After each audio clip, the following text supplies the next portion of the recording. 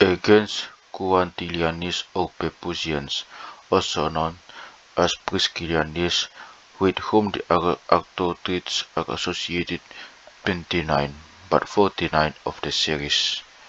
The Quintillianists in their turn, who are also called Pepuzians and known as Orthodox and Priscillianists, are the same as the Phrygians and derive from them, but in a certain way are different from the Quintillianists or Priscillianists. Say that either Quintilla or Priscilla, I cannot say for certain, but one of them I said slept in Pepuza, and as the deluded woman said, Christ came to her and slept beside her. Thus Christ came to me in the form of a woman, she said, dressed in a white robe, imbued me wisdom, and revealed to me that this place is holy, and that Jerusalem will descend from heaven here. And so even to this day, they say, certain women meant to are initiated there on the site, so are those women or men may await Christ and see him. They have women they call prophetesses. I am not sure though whether this custom is theirs of the Phrygians. They are associated and have the same ideas. They use the Old and the New Testaments and likewise affirm the resurrection of the dead. Their founder is Quintilla, along with Priscilla, who was also a Phrygian prophetess. They cite many texts for pointlessly and give thanks to Eve because she was the first to eat from the tree of wisdom, and scriptural support for the organization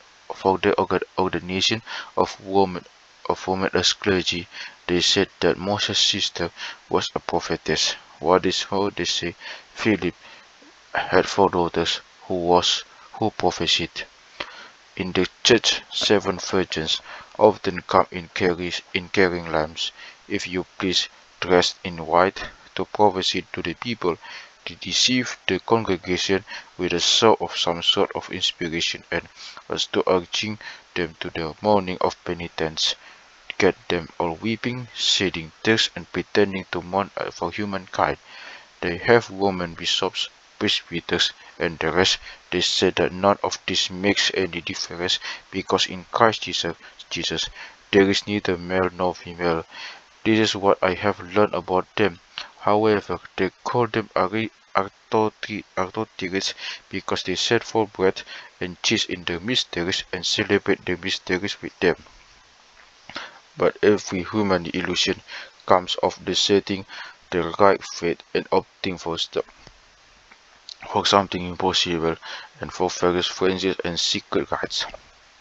For if they do not cling to the anchor of the truth but entrust themselves to their own reason, their minds are always maddened and bring them to the frenzy for any reason at all, even though it is because of if that they ordain women to the episcopate and presbyterate.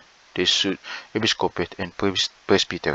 They should listen to the Lord when he says, "Thy resort shall be to thine husband, and he shall rule over thee."